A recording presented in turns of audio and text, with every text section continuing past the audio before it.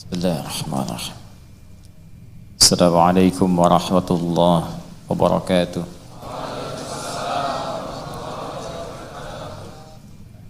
Alhamdulillah, wassalatu wassalamu ala rasulillah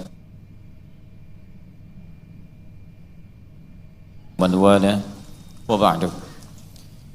Hadirin sekalian, saudara-saudariku dan pemirsa dimanapun anda berada, alhamdulillah kita telah menunaikan salat isya berjamaah waktu Indonesia bagian barat, tersambung langsung dari Masjid Al-Ihsan, Pondok Timur Mas, Villa Jakastia, wilayah Bekasi.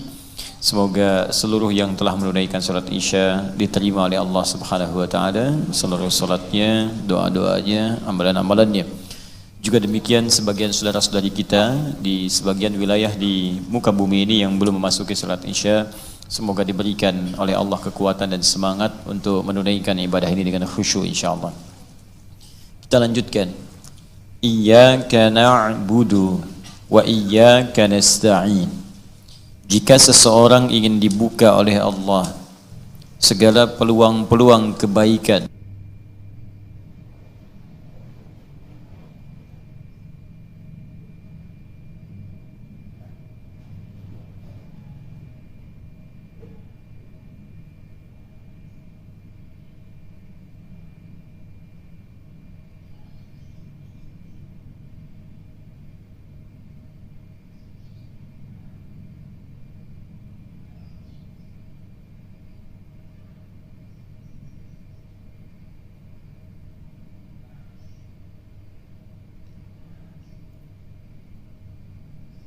dan pintu-pintu kebaikan. Kita akan mulai teruskan pada pembahasan dan hikmahnya dan turunan pembahasan tafsirnya setelah kita kaji nilai bahasa dari kalimat iyyaka na'budu. Di pertemuan yang lalu kita telah bahas kalimat na'budu dengan makna ibadah, yaitu al-khudu', ada kepatuhan, ketundukan dan makna-makna lain yang telah kita uraikan. Sekarang kita akan sambungkan dengan kalimat iyyaka na'budu, seperti apa maknanya, yang dengan itu akan membuka peluang pintu kebaikan yang kita harapkan. Saya coba tuliskan sejenak kalimat dimaksud. Bismillahirrahmanirrahim. Kalau sebagian sisi dari tempat ta'lim ini tak nampak terlihat, baik yang di ruangan ataupun yang di luar, juga ada layar insyaallah bisa tampak, nanti bisa direview ya, anda bisa lihat nanti di akun official, lihat kembali atau buka mushafnya sehingga di mushaf itu terlihat nampak jelas tulisannya. Paham ya? Baik, saya tuliskan. Ini kelihatan? Belum ya? Jadi saya tulis dulu Bu, baru Ibu bisa lihat ya. Bismillah. Nah ini papan tulisnya seperti iman. Ya, kadang bergoyang, kadang kuat, kadang tidak ya. Kalau sedang kuat kokoh tulisannya, kalau sedang goyang ya lemah kemudian kita ibadahnya. Oh iya betul. Ya, saya besarkan supaya nampak jelas terlihat. Ya, iya ya. Ya, iyyaka. Iyyaka kemudian na'budu. Ya. Iyyaka na'budu. Baik. Sekarang perhatikan sebentar, saya berikan dasar ilmunya dulu. Ini kalimat disebut kalimat balaghah namanya. Tingkat tinggi. Kalau kalimat standar bahasa manusia biasa, dia akan berkata begini, na'budu iyyaka. Itu kalimat manusia biasa. Jadi kalau kita belajar bahasa Arab sampai ke tahap ilmunya, ketika menemukan kalimat ini iyyaka na'budu, orang Arab pasti sepakat, ini bukan kalimat manusia nih. Ini bukan kalimat manusia. Karena mustahil ada manusia mengucapkan kalimat ini. Ini pasti ya sebuah firman bukan bersumber dari manusia tapi bersumber dari Rabbul Izzah, pencipta makhluk di alam semesta ini. Ya, karena kalimatnya berbeda dengan susunan kalimat manusia biasa. Nanti kalau anda biasa belajar Al-Quran, baca Al-Quran, apalagi belajar dengan ilmunya, bahkan jangankan bahasa Arab, ilmu mantik saja, ilmu logika, anda akan langsung simpulkan, ini bukan karya manusia. Dan ini bukan makhluk, ini pasti firman Allah yang beda dengan bahasa makhluk. Gini, Apa lawan dari kata hidup? Apa lawan dari kata senang? Baik, senang lawannya apa? Sedih. Apa lawan dari kata kaya? Miskin. Manusia, ya manusia. Baik, apa lawan dari kata tambah? Kurang. Itu manusia. Sekarang Quran surah ke-14 ayat 7. La in syakartum la azidannakum. Kalau kalian bersyukur, aku akan tambah nikmat untuk kalian, tambah. Wala in kafartum, tapi kalau kalian enggak syukur, ingkar. Lawan dari tambah apa? Kurang kan? Kalau bahasa manusia, aku akan kurangi. Tapi karena Allah yang firmankan, bukan dikurangi, karena sifat Allah enggak pernah mengurangi nikmat. Sifat Allah tidak akan pernah mengurangi nikmat sebagai seorang hamba. Kalau sudah diberikan, sempurna diberikan takarannya. Wallazi qaddara fahada. Dia akan menentukan berapa nikmat bagi seorang hamba, diberikan petunjuk bagaimana menggunakan nikmat itu. Tapi kalau petunjuknya nggak dipakai, kata Allah nih, saya berikan harta, pakai untuk cari surga. Sebagian pakai untuk nafkah, kehidupan keluarga, sebagian rencanakan untuk masa depan, sebagian gunakan untuk cari akhirat, gunakan infak, sedekah dan sebagainya. Kalau Anda keluar dari garis itu, inna azabi lasyadid, saya ancam kamu dengan hukuman. Ya, itu kalimat Tuhan, kalimat Allah. Nah, walladzi adhaka wa abka. Dialah Allah yang menjadikan manusia tertawa kemudian menangis. Lawan dari tertawa, menangis. Amata wa ahya wa annahu huwa amata wa ahya. Dialah Allah yang menjadikan manusia itu wafat dan hidup. Ya, hidup lawannya wafat. Tapi ketika Allah berkata, perhatikan kalimatnya, wa annahu huwa aghna wa aqna. Dan dialah Allah yang menjadikan manusia kaya dan cukup. Padahal bahasa manusia kaya dan miskin. Tapi ketika Allah berfirman kaya dan cukup, karena nggak ada Allah punya keinginan membuat hambanya miskin, nggak ada. Yang ada cukup, Pak. Miskin itu ketika seorang hamba nggak pernah merasa cukup, maka miskin dia. Ini orang miskin itu bukan orang nggak punya. Orang miskin itu orang yang ketika diberi nggak pernah merasa cukup. Tabungan ratusan miliar, aset banyak, rumah mewah, mobil melimpah, masih korupsi. Itu orang miskin tuh, karena nggak pernah merasa cukup. Ya, yang nggak punya mobil saja bisa ke masjid, yang dikasih sepeda, kasih mobil, kasih motor, masih belum cukup juga itu semua mengantarkan dia ke masjid. Miskin orang itu, miskin. Jadi jangan bangga kalau harta Anda banyak, rumah Anda mewah, tapi itu belum mengantarkan Anda untuk ibadah. Berarti Anda masih miskin, karena Anda belum merasa cukup mendapatkan wasilah untuk mengantarkan ibadah. Harusnya berpikirnya itu lebih dalam lagi. Ini orang banyak banget yang kaya ya, nggak punya sepeda, masih ke masjid, kaya.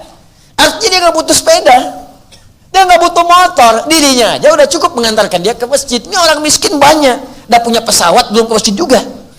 Mau pakai apa? Ada cara berpikir pakai iman tuh begitu. Nah, sekarang ini kalimat, kalau kalimatnya kalimat manusia, na'budu iyyak, itu standar.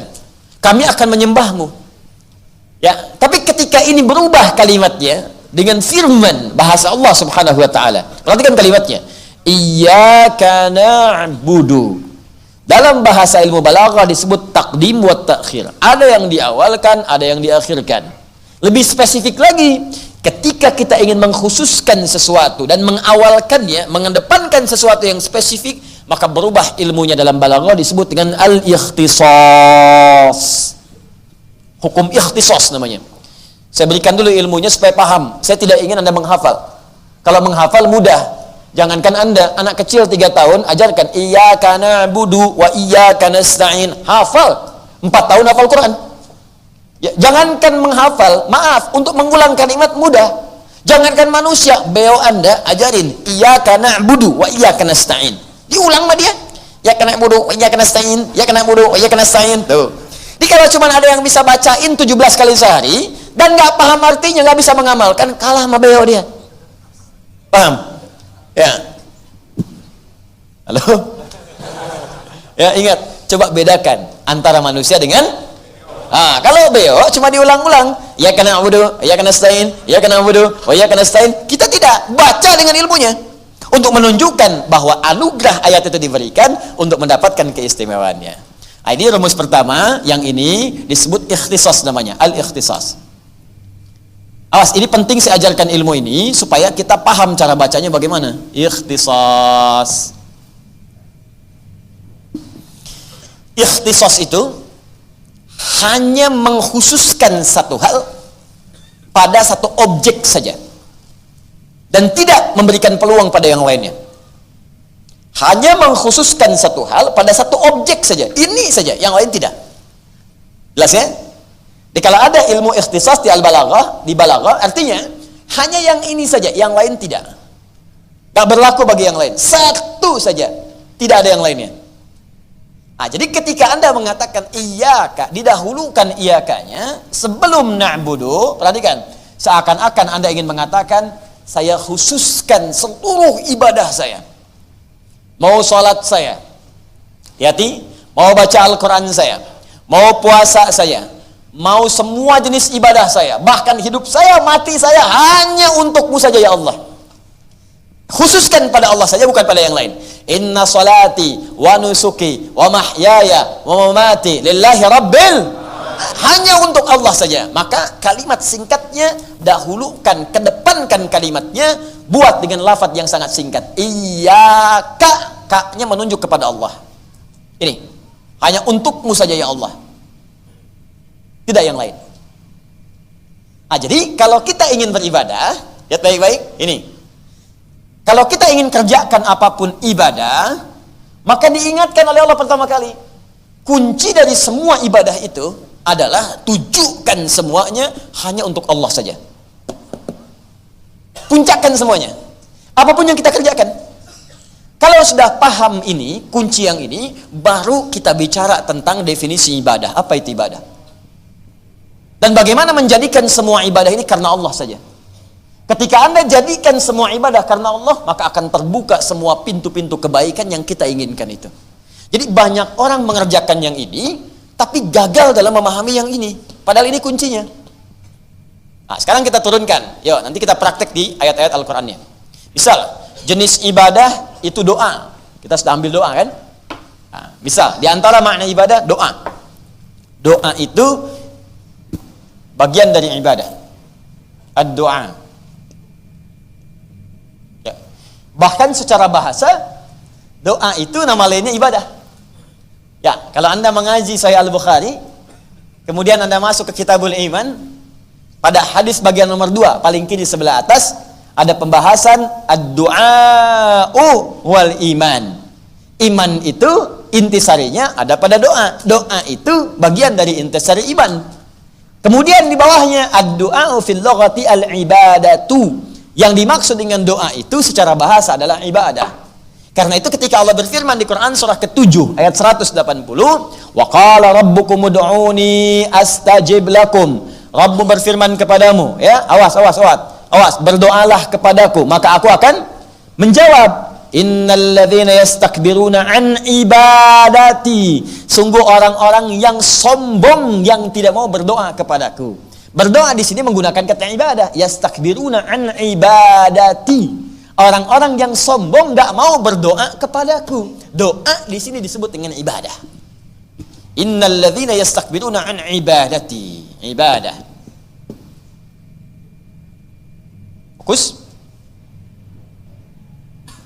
Tahan. Nah, sekarang yuk kita lihat. Bukankah doa itu Anda ingin meminta sesuatu? Bukankah dalam doa Anda ingin memohon sesuatu? Ya Allah, mudahkan urusan saya. Ya Allah, lancarkan bisnis saya. Ya Allah, lancarkan ujian saya. Bukankah ingin dibuka semua pintu kebaikan? Baik. Apakah setiap orang yang berdoa akan cepat dikabulkan? Ya Allah, sembuhkan penyakit saya. Ya Allah, sembuhkan penyakit tetangga saya. Apakah akan dibuka semua itu dengan cepat oleh Allah Subhanahu wa taala? Belum tentu. Kunci pertama, jika doa Anda ingin segera dijawab oleh Allah Subhanahu wa taala, maka yang pertama, jadikan doa itu bagian dari ibadah kita kepada Allah Subhanahu wa taala. Pahami dengan ibadah. Bukan sekedar bicara. Ya Allah, besok saya mau bekerja, ya Allah lancarkan pekerjaan saya. Tidak. Jadikan doa bagian dari ibadah. Karena bagian dari ibadah maka punya adab. Apa adab yang pertamanya? Tujukan semua itu, niatkan semua itu dengan berpasrah, khususkan hanya kepada Allah saja, tidak kepada yang lain. Nah, bagaimana caranya? Contoh, yuk kita mulai pelan-pelan. Buka Al-Quran surah ketiga Ali Imran ayat ke-38, paling kanan sebelah atas. Ya, paling kanan sebelah atas. Quran surah ketiga Ali Imran ayat 38. Alhamdulillah. Hunalika da'a Zakaria rabbah qala rabbi habli min ladunka dzurriyyatan thayyibah innaka sami'ud du'a. Perhatikan, kita akan praktek hukum ikhtisas di sini. Rumus kalau kita ingin berdoa. Ini kan rumus umumnya, jadikan ibadah kita semua hanya karena Allah saja, gitu kan? Jadikan ibadah kita semua hanya karena Allah saja. Kalau kita lakukan semua ibadah karena Allah, maka Allah akan cepat memberikan apa yang ingin kita harapkan. Contoh, apa bentuk ibadah yang pertama? Contoh pertama, doa. Ya, doa adalah bagian dari ibadah. Dalilnya tadi, firman Allah, wa qala rabbukum ud'uni astajib lakum innal ladzina yastakbiruna an ibadati. Ya, Allah berfirman, "Hei, ayo berdoa kepada saya, aku akan jawab." Di setiap kita berdoa, Allah pasti jawab. Sungguh orang-orang sombong itu yang enggak mau berdoa kepadaku. Doa di situ disebut dengan ibadah. Yastakbiruna an ibadati. Nah, sekarang fokus baik-baik. Ya Allah, saya ingin berdoa kepadamu. Ingin ibadah. Masuk dalam kategori na'budu. Bagaimana cara memohonnya supaya apa yang kita mohonkan itu cepat dikabulkan? Maka rumus Al-Fatihahnya, jadikan doa itu dengan sifat ikhtisas. Bagaimana praktek ikhtisas itu? Cari kalimat-kalimat, cari kemas kalimat-kalimat, kata-kata yang menunjukkan di untayan kalimat itu semua permohonan tujuannya ke Allah saja, bukan kepada yang lain. Apa contohnya? Kita ambil Al-Quran surah ketiga ayat 38. Di sini kisah Nabi Zakaria alaihi salam. Bagi yang kisahnya serupa, silahkan amalkan. Boleh jadi ditampilkan dalam Al-Quran sebagai bimbingan kepada kita. Kalau punya situasi serupa, jangan cari doa yang lain, pakai doa yang ini. Yang sama persis dikisahkan di situ. Nanti ada doa orang sakit, doa pengen sukses dalam bisnis ada, doa untuk keturunan ada. Nah, sekarang kita lihat ya. Nabi Zakaria, saya sedikit pelankan. Beliau itu diuji oleh Allah sebagaimana banyak kita ketahui dengan sudah berumah tangga cukup lama, diberikan gambaran di surah Maryam surah 19 dari ayat kedua khususnya sampai ayat 9 itu dengan kondisi fisik yang sudah melemah. Ya, kemudian rambutnya sudah memutih. Ya, kemudian fisiknya sudah letih. Wasta'ala ra'su syaiba. Ya, wasta'ala ra'su syaiba. Ya, ya Allah, ini fisik saya sudah letih, rambutnya sudah memutih. Walam akum bidu'aika rabbi syaqiyya. Ini dalilnya. Kaf ha ya ain sad. Dzikru rahmati rabbika 'abdahu Zakaria. Kata Allah, "Hei kalian semua, ingat baik-baik, perhatikan ayat ini, perhatikan surat ini. Aku akan sebutkan kepada kalian sebagian dari rahmatku kepada hambaku, namanya Zakaria. Idnada rabbahu, ketika ia bermohon berdoa kepadaku, kepada Allah, kepada Rabbnya. Ya, Rabbi anni massaniya idnada rabbahu anni, ketika ia bermohon kepada Rabbnya, perhatikan kalimatnya. Ya Allah, aku sudah letih. Fisikku letih, rambutku sudah memutih. Apa kaitan dengan dalil doanya? Walam akum bidu'aika rabbi syaqiyya. Tapi dalam keadaan fisikku letih, rambutku sudah memutih, aku tak putus asa dalam berdoa kepadamu. Doa, ini bagian dari ibadah. Tahan.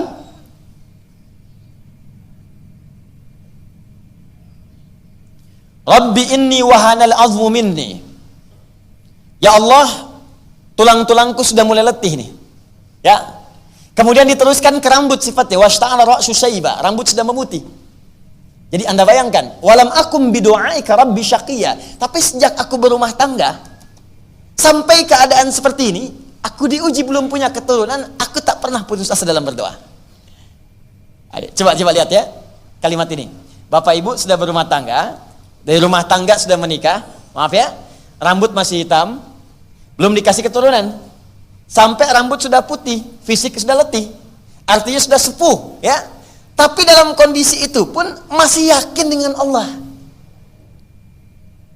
nggak pernah berpikir yang lain, nggak pernah minta-minta kepada yang lain, masih yakin. Saya khususkan doa saya kepada Allah saja, saya yakin pasti dijawab.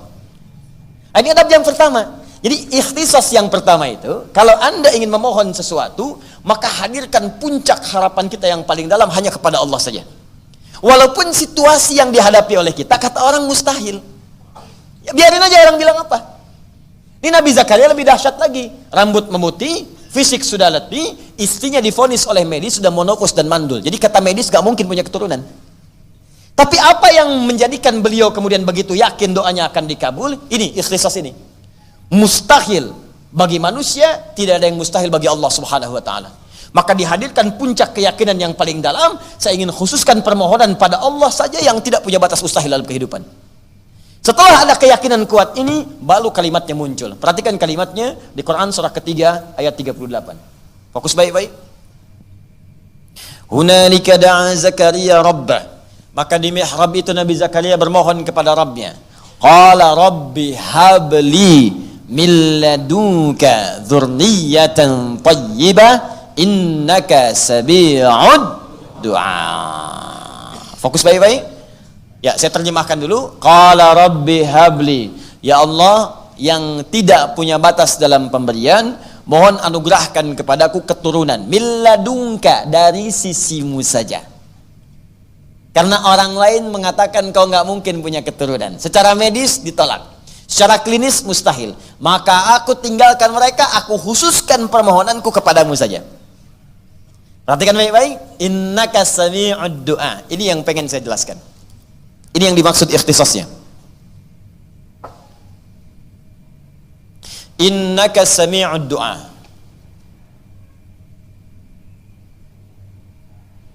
Innaka sami'ud du'a. Napa ini Pak Bu ya? Saya kotakin ya. Innaka sami'ud du'a. Perhatikan bagaimana cara menerjemahkan kalimat ini dengan kalimat yang sangat indah. Terjemahan yang sangat menyentuh. Ini kalau orang baca bahasa dengan orang Arab, baca kalimat seperti ini dalam sekali maknanya. Bapak Ibu sekalian, perhatikan baik-baik.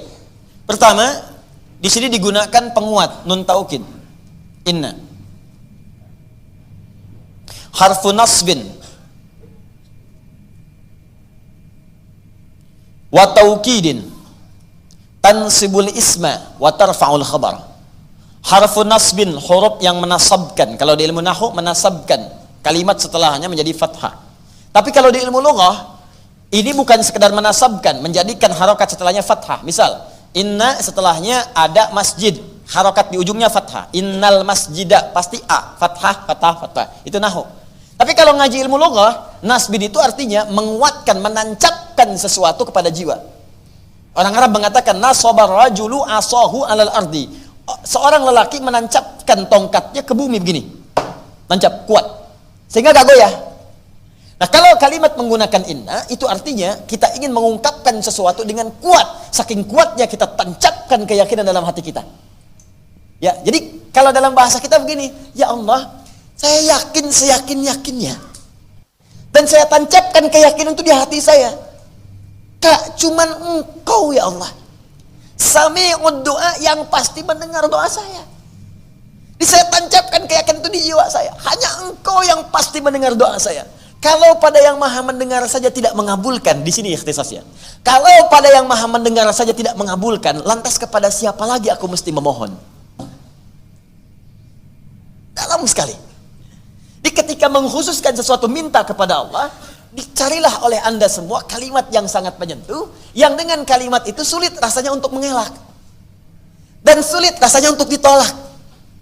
Ya, bagaimana Allah bisa menolak dengan kalimat seperti ini? Perhatikan, ya Allah, aku tancapkan keyakinan yang paling dalam bahwa hanya Engkau yang maha mendengar doa saya. Kalau yang maha mendengar saja tidak mengabulkan doaku, lantas kepada siapa lagi aku mesti meminta? Kalau dengan segenap keyakinan ini aku sudah memohon, belum Kau kabulkan juga, tolong tunjukkan kepada aku ya Allah, dengan cara apa lagi aku mesti memohon kepadamu? Cari kalimat itu. Jadi kalau Bapak Ibu perhatikan bahasa-bahasa Al-Quran, itu para Nabi dan Rasul itu sering mencari kalimat-kalimat dan penjabaran dari makna ikhtisas ini. Sering, banyak sekali. Contoh, buka Quran surah ke-21 Al-Anbiya, ayat ke-83 sampai 84. Kisah Nabi Ayub. Ya, kenal Nabi Ayub? Tidak. Awas, hati-hati. Ibu kenal Bu? Tidak. Nabi Ayub apa ujiannya? Sakit. Ya, sakitnya itu tidak seperti sakit zaman orang-orang sekarang atau bahkan sejak Nabi Muhammad SAW diutus. Beliau pernah sakit, tapi Allah menurunkan tentang kisah Nabi Ayub. Seakan ingin mengatakan, Muhammad SAW kamu sakit, ada yang lebih parah daripada kamu penyakitnya. Dalam keadaan sakit pun dia tidak mengeluh, tapi menancapkan keyakinan dalam jiwanya, Allah pasti akan menyembuhkan penyakitnya. Awas Bu ya, Pak ya, kunci pertama itu yakin dulu. Inna, taukid, nasab, yakinkan. Jadi kalau Anda berdoa nggak yakin, tak akan dikabul Pak, Bu, tak akan dikabul. Ya Allah, mohon ya Allah, jadikan aku bisa mendapatkan tender besok ketika tender ya Allah. Itu pun kalau engkau yakin ya Allah, aku jadi baik. Kalau tidak terserah engkau yang akan jadi. Ya Allah, besok aku akan lamaran. Mohon ya Allah, lembutkan hati kedua orang tuanya agar menerima lamaran yang aku sampaikan. Itu pun kalau menurut engkau, dia yang terbaik untukku. Minta yang yakin doanya. Istighfar dulu, ta'aruf yang baik, minta yang baik, minta dengan penuh kekuatan. Ya Allah, anugerahkan kesembuhan kepadaku ya Allah. Sekarang kita lihat bagaimana Nabi Ayub memohon. Lihat baik-baik. Quran surah ke 21 ayat 83. Wa ayyuba, pakai fathah. Yuk ngaji pakai ilmu nahwu, pakai ilmu nahwu. Dipakai ilmunya. Wa ayyuba, Allah tidak mengatakan wa ayyubu wa ayyubi. Padahal mubtada di awal kalimat itu pasti rafa. Mubtada di awal kalimat pasti rafa, alamatnya dhammah. Tapi karena ataf, orang berkata, Ustaz ini ataf, baunya ikut kepada huruf sebelumnya, makanya fathah. Bukan seperti itu juga. Kalau kita pakai ilmu lughahnya, apalagi lughatul Quran, wa ayyuba, fathah itu sesuatu yang terbuka. Kalau ada informasi dibuka oleh Allah menggunakan fathah, maka cara menerjemahkannya adalah wa ayyuba, dan sekarang aku akan buka kisah Ayub alaihi salam. Saat aku uji dia dengan penyakit yang paling berat yang pernah dirasakan olehnya, tak pernah dialami oleh orang sebelumnya, tak akan dirasakan oleh orang setelahnya. Nah, sekarang perhatikan baik-baik. Iznada rabbahu, ketika beliau saat sakit itu tidak putus asa berdoa kepada Allah Rabbnya. Doa sakit nih Bu, Pak. Awas, hati-hati, fokus. Anni massaniyadurru wa anta arhamur rahimin. Ya Allah, penyakit itu telah mulai melukaiku, maksudnya mengganggu aku untuk memaksimalkan ibadah kepadamu. Oh, indah. Nih kaidah yang ketiga. Satu, yakin. Ingat kan? Sudah tadi ya? Kalau berdoa mesti yakin. Dua, cari kalimat yang indah, yang menyentuh, yang seakan-akan kalau disampaikan gak ada peluang untuk ditolak. Yang ketiga, lihat sini. Niatkan apa yang kita mohonkan untuk menguatkan ibadah kita kepada Allah. Kaidah ketiga. Niatkan apa yang kita mohonkan untuk menguatkan ibadah kita kepada Allah. Maka ini akan cepat dijawab. Perhatikan kata Nabi Ayub. Rabbi, awas, idnada rabbahu anni massaniyadurru wa anta arhamur rahimin. Ya Allah, penyakit ini sudah mengganggu saya untuk bisa beribadah dengan sempurna kepadamu. Ini Nabi Ayub itu ketika diuji dengan penyakit, ada yang mengatakan 20 tahun. Ada yang mengatakan lebih dari itu. Ada yang mengatakan 17 tahun. Istrinya berkata, Pak, Bapak itu kan Nabi. Bapak itu Rasul. Minta sama Allah supaya disembuhkan.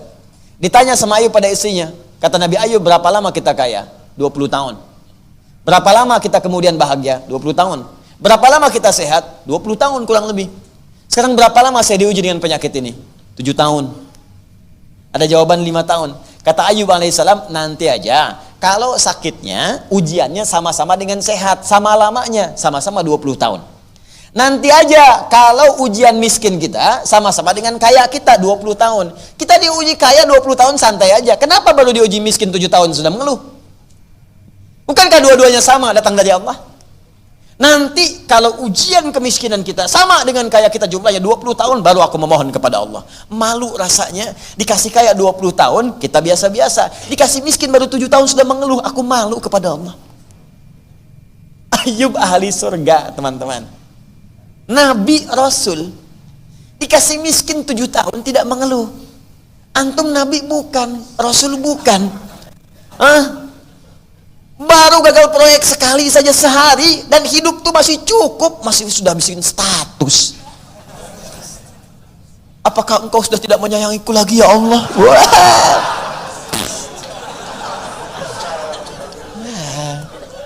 Nah, ini Kadang-kadang yang seperti ini mesti kita keluarkan untuk kita tahu gitu, untuk kita paham. Nah, yang menarik begini, tapi ketika penyakit itu mulai mengganggu beliau untuk ibadah. Kalau urusan dunia biasa, tapi ketika mulai mengganggu ibadah, sudah nggak enak lagi, sudah mulai terganggu kekhusyuan, baru minta kepada Allah. Anni masani yadhur, ya Allah, ini penyakit sudah menyakiti saya, mengganggu saya nih. Bukan karena ke fisiknya saja, ibadah saya jadi nggak sempurna. Nah, jadi diniatkan kesembuhan itu untuk mendukung ibadahnya. Lalu disambung dengan kalimat yang indah, wa anta arhamur rahimin. Sedangkan engkau ya Allah, Tuhan yang paling sayang kepadaku. Kalau yang paling sayang kepadaku saja tidak menyembuhkanku, lantas kepada siapa lagi aku mesti meminta? Tuh. Beginilah, Anda itu paling perhatian kepada saya dibanding yang lain. Lantas saya punya persoalan, saya datang kepada Anda. Saya katakan begini, akhi, antum itu orang yang paling perhatian pada saya. Saya sedang punya masalah. Kalau yang paling perhatian seperti antum saja nggak bantu saya, lantas kepada siapa lagi saya mesti minta bantuan? Kira-kira ketika mendengar perasaan begitu, padahal belum minta apa-apa, ketika Anda mendengar kata-kata saya begitu, Anda ingin semakin semangat membantu atau meninggalkan dia? Pasti memberi perhatian. Apalagi Allah yang maha memperhatikan. Nabi Ayub berkata, ya Allah, engkau yang paling sayang dengan saya. Kalau yang paling sayang saja tidak mengabulkan saya, tidak memperhatikan saya, tidak menyembuhkan saya, lantas kepada siapa lagi saya mesti meminta? Dan saya pun saat minta ini, ya Allah, bukan untuk dari dunia, untuk ibadah kepadamu. Kalau untuk minta ibadah saja tidak engkau permudah, lantas bagaimana saya mesti ibadah kepadamu? Tuh. Jadi kalau Anda mau minta kepada Allah, jangan cari dunia. Perkuat ibadah kita. Kumpulkan akhirat kita. Ya Allah, saya selama ini sudah berusaha untuk sholat. Namun saya khawatir, ya Allah, kalau saya wafat, saya belum bisa menunaikan perintahmu untuk berzakat, ya Allah. Berikan saya kemampuan sebelum wafat untuk berzakat, ya Allah. 25 juta aja. Gitu, cerdas. Mintanya dengan cerdas. Zakat 25 juta itu, zakat itu berapa persen? 2,5%. Artinya kalau minta zakat 2,5%, nilainya 25 juta, dikasih oleh Allah berapa? 1 miliar, Joni. Banyak. Jadi Allah itu ngasih kita 1 M, 25 juta pakai buat zakat. 975 jutanya ayo pakai buat zikir, bangun rumah, ya, buat diisi sholat, diisi ibadah. Gitu caranya. Gak mulai dicatat tuh. Caranya begitu. Jadi kalau antum minta untuk dunia saja, iman antum di mana? Sebab yang minta rumah juga banyak. Non muslim aja minta, yang nggak beriman aja minta. Apa bedanya? Ya Allah, saya menginginkan semua orang sadar bahwa nikmat itu bersumber darimu. Berikan aku kesempatan untuk membuktikan, ya Allah, bahwa dengan kendaraan pun aku bisa beribadah kepadamu. Ya Allah, mohon ya Allah, mudahkan aku untuk mendapatkan motor itu, supaya aku gunakan untuk ke ta'lim, aku gunakan untuk sholat subuh. Itu besoknya dikirim NMAX,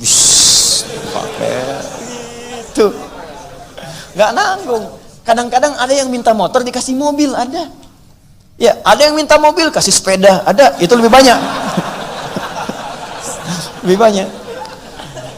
Jadi yang pertama, ikhtisas ini ada 3 ya. Pertama, niatkan dengan utuh. Tujukan hanya untuk Allah saja. Yakin. Yakin dulu. Kalau keyakinan nggak ada, susah. Yang kedua, cari kalimat-kalimat yang menyentuh, yang lembut. Ya. Sama Nabi Isa kan begitu juga ketika umatnya salah kan. Ya Allah, ya Allah, jika engkau ingin menghukum mereka, in tu'adzibhum fa innahum ibaduk. Kalau engkau ingin hukum mereka karena salah, mereka hambamu ya Allah. Tapi kalau engkau ampuni mereka ya Allah, maka engkaulah memang yang maha penyayang dalam kehidupan ini. Kalau engkau mau hukum mereka ya Allah, itu hambamu. Ini nih cara nariknya supaya gampang dipahaminya. Ibu bapak punya anak, nakal banget. Ya, sampai merusak nama baik dan sebagainya. Bapak marah. Tiba-tiba mau mukul, begitu mau mukul, datang ustadz mengatakan, Pak, seburuk-buruknya itu anak, ketika bapak mau mukul, itu kan anak bapak juga. Bukankah bapak yang meminta kepada Allah supaya dia lahir? Bukankah bapak yang menyayang-nyayangnya dari sejak kecil? Bukankah bapak yang menggendong-gendongnya dan menghalangi setiap orang yang ingin menyakitinya? Apakah Apa yang Bapak kerjakan selama puluhan tahun ini hanya Bapak gunakan untuk memukulnya? Apakah tangan yang pernah membelainya itu akan Anda gunakan untuk memukulnya? Pak, seburuk-buruknya anak itu anak Bapak juga. Apakah Anda kemudian akan memukulnya? Nah, jangan nakal ya. Gak jadi mukul Pak. Ini pukulannya. Ya, Papa takut ketika tangan itu mulai mengenai pipimu, Papa akan ditanya oleh Allah Subhanahu wa Ta'ala, kenapa engkau lukai titipan yang aku telah titipkan kepadamu?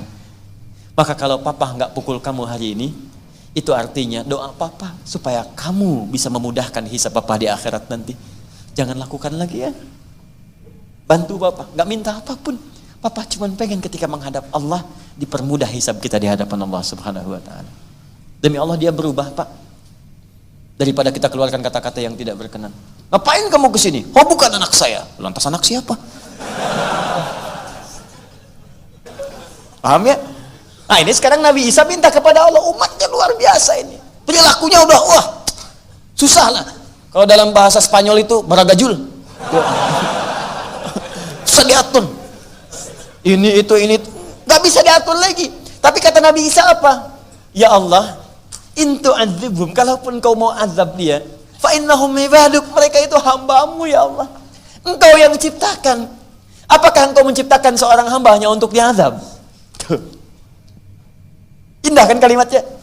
Tapi kalau engkau ampuni mereka ya Allah, karena memang engkau punya sifat penyayang, maka hamba mohon, kalau kalimat bebas itu begini, ya Allah, hamba mohon ya Allah, anugerahkan sifat sayangmu kepada mereka sebelum engkau keluarkan azabmu untuk mereka. Kalau sayang sudah turun, azab gak mungkin keluar. Paham? Karena rahmat Allah itu kalau sudah turun, maka akan mengalahkan azabnya. Jadi kalau rahmat Allah sudah turun, azabnya gak akan muncul, sudah ditutup. Itu kalimat yang indah. Makanya kalau mau minta sama Allah, cari kata-kata yang menyentuh, dua. Yang ketiga, niatkan tadi untuk ibadah. Jelas ya? Kalau Anda niatkan semua pekerjaan untuk ibadah, doa untuk ibadah, minta saat sakit, minta sembuhnya untuk ibadah. Minta sembuh untuk ibadah. Ya Allah, hamba mohon. Orang mengatakan hamba gak akan pernah sembuh. Orang mengatakan ginjal hamba tinggal sebelah. Orang mengatakan penyakit hamba mustahil sembuh. Ya Allah, saya ingin tunjukkan kepada mereka bahwa ada engkau yang tidak punya batas dalam menyembuhkan hambamu. Ya Allah, berikan hamba kesempatan untuk membuktikan kuasamu ya Allah, bahwa dengan sembuhnya hamba akan tunjukkan kepada mereka bagaimana nikmatnya ibadah di masjid, bagaimana nikmatnya menghafal Al-Quran ya Allah. Dan hamba ingin wafat dalam keadaan beribadah kepadamu untuk menunjukkan kepada mereka betapa kuasanya engkau kepada setiap hal yang engkau kehendaki. Minta. Kalau cuma ya Allah sembuhkan saya, jangankan Anda, beo pun kalau dilatih bisa. Bisa. Coba. Ya. Ada jemaah haji itu udah divonis secara medis. Ini susah Pak, tinggal ngitung waktu aja. Hitung waktu. Enak banget. Waduh, kayak penjaga kematian aja gitu kan, ngitung waktu. Ya, teman-teman dokternya mengatakan, udah Pak, tapi saya mau haji. Bapak kondisi begini. Ikhtiar. Ya udah, sekalian gak usah persiapan apa-apa. Ini ihram saya, kain kafan saya. Ini kisah nyata teman-teman. Ini kain kafan saya katanya, saya bawa. Jika Allah berkehendak saya wafat saya di sana. Jika tidak, saya akan kembali. Kata dokternya, ya Pak, ini sih secara medis paling lama ya sepekan 2 pekan. Berangkat ke sana. Alhamdulillah. Haji Indonesia kan tamattu dulu. Jemaah kita kan, tamattu itu umrah dulu baru haji. Jadi ada 3 jenis. Ya, ada ifrad, haji saja tanpa umrah. Ada qiran, ya haji dulu baru umrah. Ada tamattu, umrah dulu baru haji. Nah, ke sana itu tamattu dulu, umrah dulu, tawaf dulu. Tawaf. Muntah.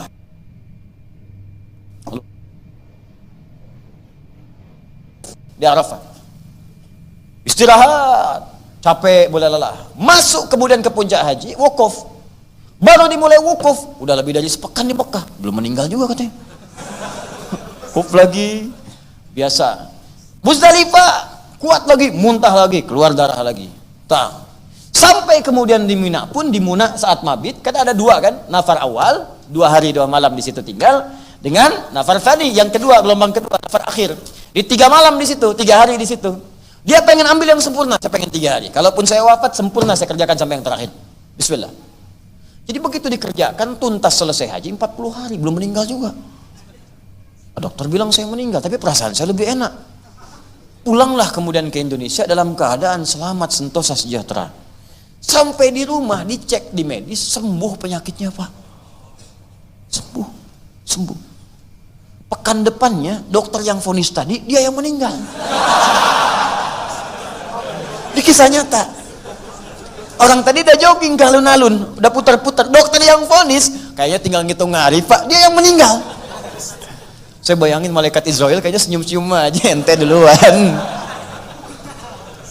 Gitu. Makanya saya sering katakan kematian itu bukan ukuran kita. Tugas kita itu cuma ibadah. Sampai waktu itu tiba. Makanya kalau pengen semangat ibadah, bayangkan setiap hidup, mungkin hari ini saya wafat, mungkin hari ini saya wafat. Makanya tambah semangat ibadahnya. Itu. Dan maksiat akan ditinggalkan. Sebab ketika terfikir berbuat maksiat, membayangkan wafat gak akan jadi.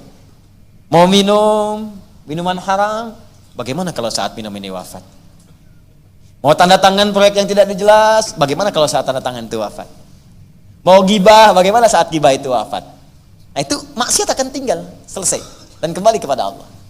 Nah inilah yang disebut dengan ikhtisas. Jadi rumusnya iyyaka di sini bukan sekedar dibaca, bukan sekedar kalimat hanya kepadamu, bukan. Tapi turunkan 3 rumus tadi. Yakinkan pada diri kita. Tadi kalau dalam kalimat Quran itu inna, tancapkan di hati kita hanya Allah yang akan mengabulkan doa kita. Itu poin yang paling utama. Kalau keyakinan sudah sempurna di situ, cari kalimat-kalimat yang indah. Seperti tadi Nabi Zakaria, seperti Nabi Ayub, seperti juga Nabi Isa alaihissalam, seperti puncaknya Nabi Muhammad sallallahu alaihi wasallam. Azizun alaihi ma anittum, harisun alaikum bil mu'minina raufur rahim. Nabi Muhammad sallallahu alaihi wasallam. Yang terakhir, yang ketiga, ini yang paling penting, niatkan permohonan itu untuk mendukung ibadah kita kepada Allah Subhanahu wa taala. Paham? Baik. Nah, sekarang saya baca dulu kitab ini. Kalau kita mau mulai berdoa, misal saya minta kuliah lancar sukses. Saya minta juga pekerjaan lancar bagus. Saya minta juga rumah tangga nyaman, baik dan sebagainya. Bagaimana cara kita meminta kepada Allah Subhanahu wa taala? Yuk kita mulai. Bismillahirrahmanirrahim. Wa qala na'budu. Adapun yang dimaksud firman Allah na'budu. Ya, na'budu. Binunil jama'ati walam yaqul a'budu. Di situ ada nun menunjuk kepada makna jama' dan Allah tidak mengatakan a'budu yang berarti saya. Nah, lihat sini. Fokus. Jadi ada na'budu, ada a'budu. Bedanya yang pertama menggunakan nun ini, yang kedua menggunakan hamzah a. A itu singkatan dari ana. Singkatan dari apa? Ana, artinya saya. Ana, ya artinya siapa? Saya. Ya, Mas muka Ana. Siapa namamu? Ana. Ya, karena namanya Ana Suharna. Dia, Mas muka Ana. Namanya siapa? Ana Suharna. Ana saya. Na singkatan dari nahnu. Nahnu. Kami, kita. Ya, kami, kita. Perhatikan. Bapak Ibu kalau sholat, ya, baca Al-Fatihah. Kalau Anda sholatnya sendirian, munfarid, ya, sholat sendirian. Setelah Malik Yaumiddin, bacanya apa? Iyyaka na'budu. Na'budu, na-nya kan dari nahnu. Kami, kita. Kalau kami, kita banyak atau sedikit? Banyak. Kalau sendirian saya pakai hamzah a'budu. Pertanyaannya, kenapa Anda sholat sendirian pun bacanya na'budu? Kenapa tidak baca a'budu? Hanya kepadamu ya Allah aku menyembah. Hanya kepadamu ya Allah aku ibadah. Kenapa kalimatnya menggunakan nahnu? Iyyaka na'budu walam yakul, kata muallif ini, kata Syekh Tantawi, kenapa Allah tidak mengatakan walam yakul a'budu? Kenapa kita tidak diperintahkan mengatakan iyyaka a'budu, tapi diperintahkan mengatakan iyyaka na'budu dengan nun yang berfungsi nunul jamaah, nun yang menunjukkan makna jamaah. Apa fungsi dari nun ini? Apa faidahnya? Apa hikmah dan maksudnya? Yuk kita baca. Liyadulla ala anna al-ibadata liyadulla ala anna al-ibadata ahsanu ma takunu fi jama'atil mu'minin. Pertama, kenapa nun ini muncul dalam kalimat na'budu ibadah? Bukan ingin menunjukkan tunggal atau banyak dalam meminta, tapi menunjukkan motivasi, isyarat kepada kita bahwa akan lebih bagus ibadah itu ketika dikerjakan berjamaah. Contoh, kalau kita tarik kalimat ibadah ini kepada solat, ya, solat bagian dari ibadah. Apa dalilnya? Quran surah ke-20 ayat 14. Innani anallahu la ilaha illa ana fa'budni. Kata Allah, saya Allah, tidak ada Tuhan selain saya, maka buktikan saya Tuhan. Caranya sembah saya, fa'budni. Wa aqtimis sholata lidzikri. Cara menyembah saya, tunaikan solat. Di solat itu bagian dari ibadah. Saat kita solat, kita sedang menyembah Allah.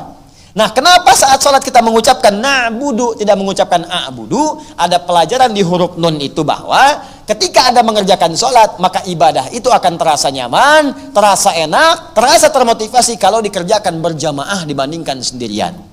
Maka nun di sini bukan ingin menunjukkan saya atau banyak. Ketika kita mengatakan kami menyembah, bukan kami di situ menunjukkan saya jadi banyak, bukan. Maksudnya nun di sini memberikan keterangan kepada kita untuk motivasi, dorongan, isyarat supaya kalau ingin ibadah, usahakan beribadah dengan berjamaah.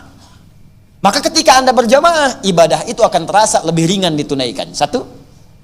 Kedua, akan menambah kehusyuan dan mengabaikan lupa saat menunaikannya dibandingkan sendirian. Contoh, kenapa puasa Ramadan lebih ringan dikerjakan daripada puasa sunnah? Nah, karena semua orang Islam puasa.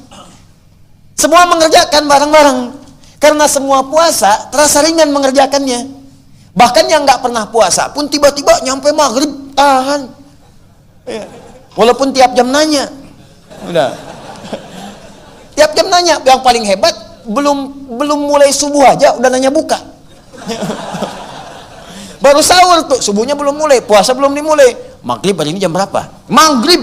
Padahal subuh aja belum. Anda bayangin, ada yang begitu. Ya, makanya kan dalam setiap iklan-iklan di TV itu kan ada puasa 20 hari lagi, lebaran sepekan lagi, lebaran 3 hari lagi. Sebetulnya iklan itu iklan menunjukkan bahwa imannya belum maksimal. Puasa belum tuntas dan nunggu lebaran. Ya.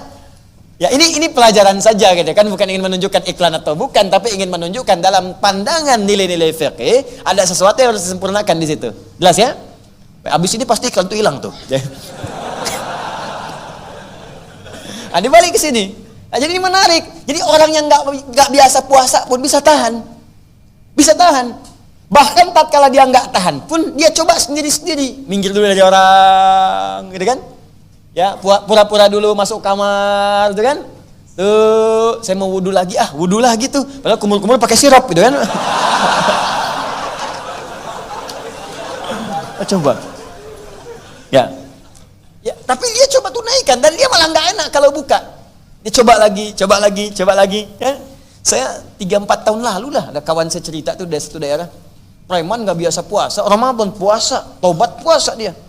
Nah, dan dia coba tahan itu, bisa enak puasanya karena orang lain pun semua puasa. Siang-siang ya dia jalan kan, ada warung buka tuh. Warung buka, jiwa premannya muncul kan, langsung datang gebrak meja. Woi, katanya, siang-siang buka, hargain orang puasa. Kaget yang punya warung tuh. Wih, tumben begini. Ya. Tumben. Kalau mau buka ya tutup pakai tirai katanya kan, tutup dia pakai tirai kan.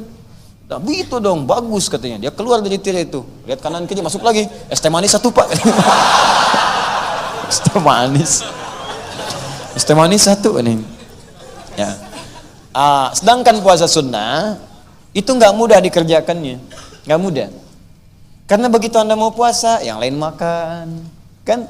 Akhirnya kan pakai jurus undangan, ya. Jurus undangan kan kalau diundang boleh buka, ya. Pahalanya kan ada. Makanya orang mau puasa sunnah itu disamain sama puasa undangan. Jadi begitu undangan kan buka langsung, ya. Baik. Atau tanya hari ini ada berjamaah nggak? Makanya nggak mudah puasa Senin, puasa Kamis, nggak mudah. Kenapa? Karena dikerjakan sendirian. Tapi kalau Anda ingin jadikan itu mudah, maka bikin grup di situ. Ya. Makanya persaudarakan. Ini kan boleh jadi yang datang ke sini itu dari daerah yang sama. Ya, ada yang dari BSD, Tangerang, bareng-bareng. Daripada 1-2 orang sama-sama berangkat. Kenalan di sini, mungkin satu daerah yang sama. Besok-besok pesan mobil yang sama berangkat, ya kan? Ada yang BSD Bekasi gini, Tambun, Bekasi sonoan dikit ya. Tambun. Ya, penuh dengan harapan kan? Ya, Pelita Harapan, Duta Harapan sampai ujung Harapan paling jauh sana. Harapan Indah kan sampai ujung sana. Mungkin dari sana sama-sama kompak bareng-bareng. Habis itu praktekkan untuk taklimnya, bikin grup tahajud sama-sama. Malam disetting alarm. Bangunin yang lain, akhi, ayo yuk kita siapkan jadi ahli surga, kontak yang lain. Muncul tahajud call. Siapkan cita-cita, satu kelompok itu pengen menghafal Quran, sebulan target 1 juz dalam sebulan misal. Targetkan, bareng-bareng saling ingatkan, akhi antum sampai mana? Antum sampai mana? Ketemuan yuk di Masjid Anu kita mau rajaah. Ayo, berangkat. Ya, mulai untuk sedekah. Akhi kita target yuk, ukhti target yuk, bulan ini kita sedekah. Ayo saling support, share dan seterusnya, sedekah bareng-bareng. Besok kita puasa yuk. Ayo, entar dulu besok hari apa? Jumat? Oh enggak, Senin. Nah, Senin puasa bareng-bareng. Karena kalau udah kompak begitu ringan enak. Dan yang satu pun triggernya muncul. Jadi kalau dia nggak puasa nggak enak juga. Asalnya begitu. Lama-lama jadi kebiasaan. Lama-lama kebiasaan. Jadi enak. Kepake. Itu caranya. Jadi kalau kita ingin mudah, maka kerjakan ibadah dengan berjamaah. Ini yang dimaksud nun di sini. Ya, iyyaka na'budu. Bahkan dalam ibadah pun, salaupun kita ingin kerjakan dalam hal berjamaah. Yang kedua, ibadah berjamaah itu bisa menjaga kekhusyuan dan bisa mencegah dari lupa. Anda sholat sendirian, sholatnya emang subuh cuma 2 rakaat. Ketika Anda lupa jadi 3 rakaat, siapa yang ingatkan? Tapi kalau sholat berjamaah, imam lupa, makmum ingatkan. Ya kan? Begitu mau bangkit lagi, subhanallah, ya kan? Oh, lupa. Diam. Ya kan? Salah bacaan, di belakang diingatkan. Ya. Inna atoina di belakang. Bukan itu maksud saya. Inna fatahna. Udah. Ya, batal berjamaah.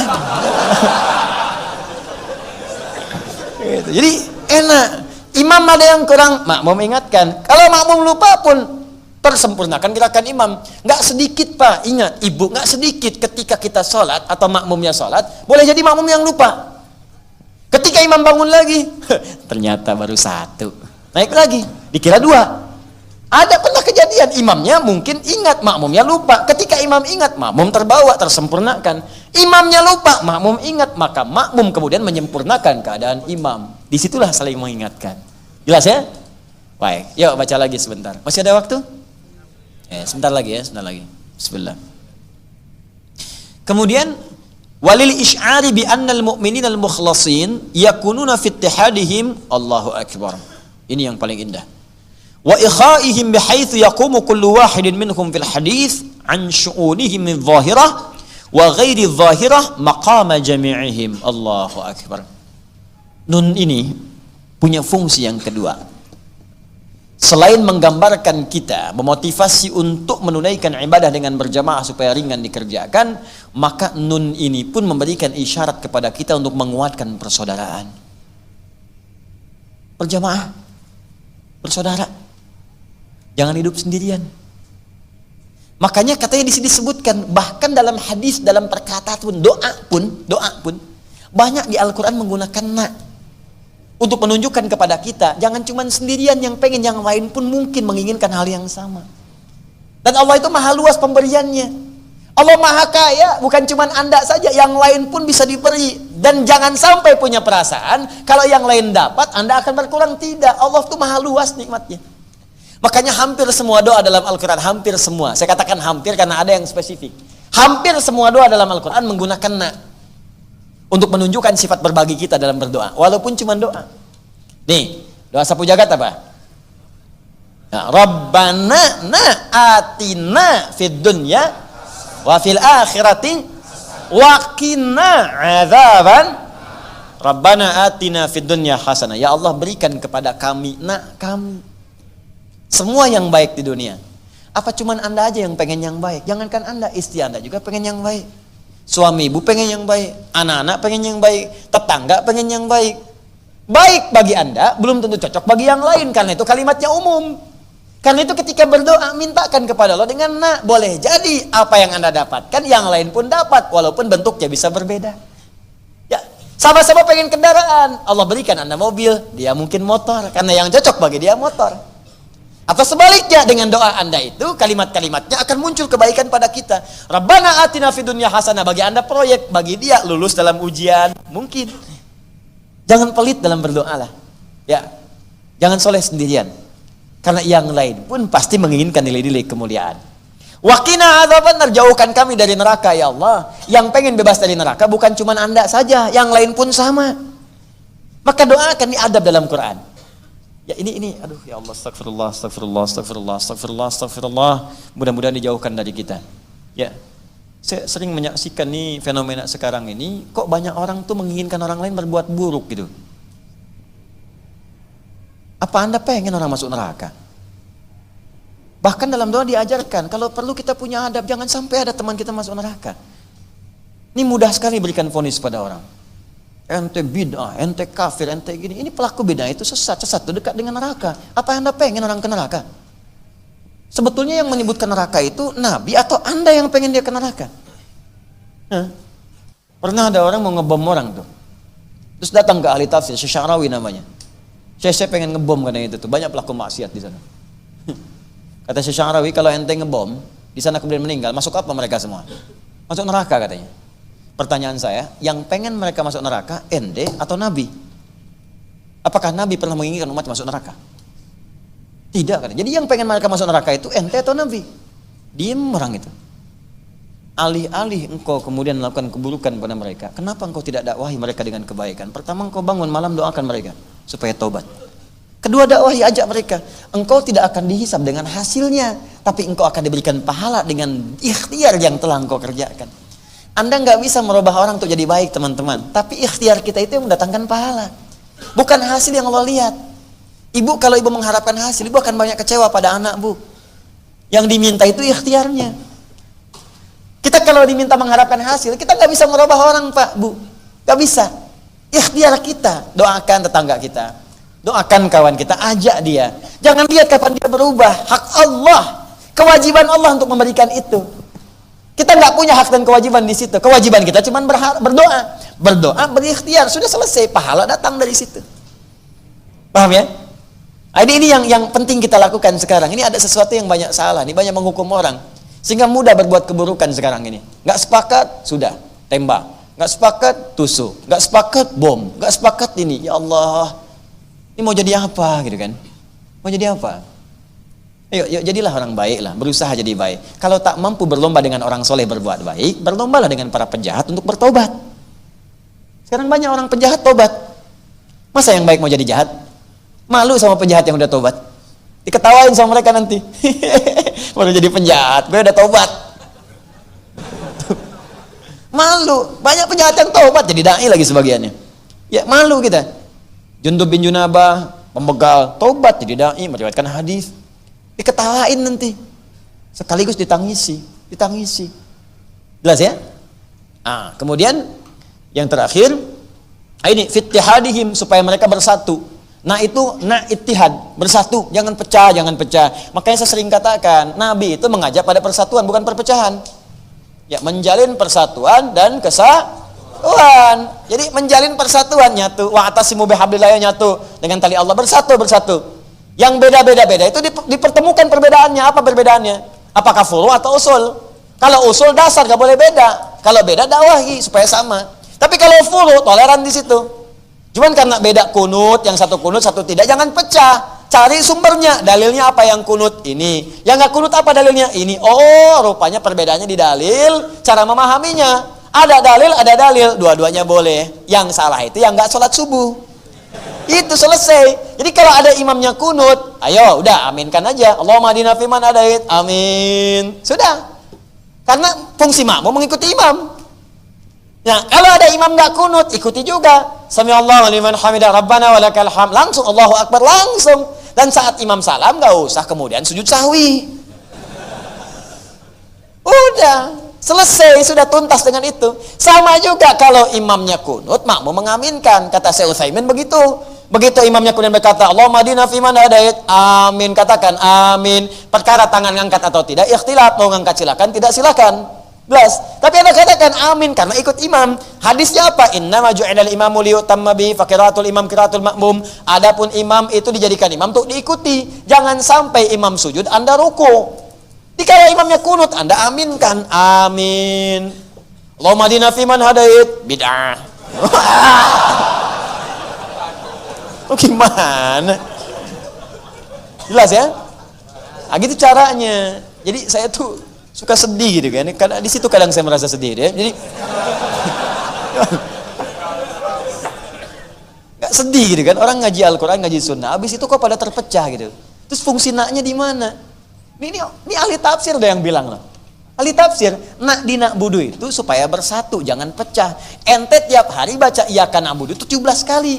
Iyyaka na'budu, ya Allah saya komitmen untukmu, ya Allah kepadamu kami menyembah, kami ingin bersatu ya Allah, kami bermohon kepadamu ya Allah, kami bersaudara ya Allah, kami semua berjamaah pengen menyembahmu, berjamaah pengen nyembah untuk bersatu. Nun ittihad, ya, nun ukhuwah, nunul ikha, nunul tauhid, nunul jamaah. Tapi abis itu saling mencela, kan aneh gitu. Itu ngaji apa? Coba tunjukkan pada saya, tafsir mana yang Anda bahas? Quran mana yang Anda baca? Jangan-jangan ngaji Quran, tapi salah pemahamannya. Ini dalilnya benar loh, dalilnya yang benar, pemahaman ente terhadap dalil yang salah. Jadi jangan sampai pemahaman Anda yang keliru menjadikan Anda menghukumi dalilnya. Dalilnya benar. Ustadz ini dalilnya ini seperti ini. Memang Pak dalilnya benar, cuman pemahaman Bapak ada dalil itu yang salah. Coba ngaji dulu, coba baca ini. Saya nggak bisa bahasa Arab, ya baca aja nggak bisa. Terus Anda menghukumi orang. Ya, nah, jadi begitulah. Jadi ngajinya yang benar, kitabnya dibaca. Ini kadang-kadang baca kitabnya dengan fasbaka yufasbiku fasbukan. Ya. Itu ilmu sorobnya begitu. Fasbaka yufasbiku fasbukan, tabayatubu yutuban gitu kan. Nah, hari ngaji yang benar, ngaji yang benar. Baca kitabnya yang bagus, duduk. Kalau beda duduk, lihat dalil. Anda ada dalil, orang lain punya dalil. Jangan paksakan dalil Anda kepada dalil orang lain. Kalau bisa sama-sama didudukan, amalkan. Jangan sampai pemahaman Anda yang keliru menjadikan Anda menghukumi dalilnya. Dalilnya benar. Ustadz ini dalilnya ini seperti ini. Memang Pak dalilnya benar, cuman pemahaman Bapak ada dalil itu yang salah. Coba ngaji dulu, coba baca ini. Saya nggak bisa bahasa Arab, ya baca aja nggak bisa. Terus Anda menghukumi orang. Ya. Nah, jadi begitulah. Jadi ngajinya yang benar, kitabnya dibaca. Ini kadang-kadang baca kitabnya dengan fasbaka yufasbiku fasbukan. Ya. Itu ilmu sorobnya begitu. Fasbaka yufasbiku fasbukan, tabayatubu yutuban gitu kan. Nah, hari ngaji yang benar, ngaji yang benar. Baca kitabnya yang bagus, duduk. Kalau beda duduk, lihat dalil. Anda ada dalil, orang lain punya dalil. Jangan paksakan dalil Anda kepada dalil orang lain. Kalau bisa sama-sama didudukan, amalkan. Walaupun beda dalam cara melakukannya, tapi dalilnya ada tuntunannya. Itu dalam fikih dipahami sebagai kemudahan dalam menunaikannya. Paham? Kemudian terakhir, kalimat terakhir. Fahum kama qala Nabi sallallahu alaihi wasallam.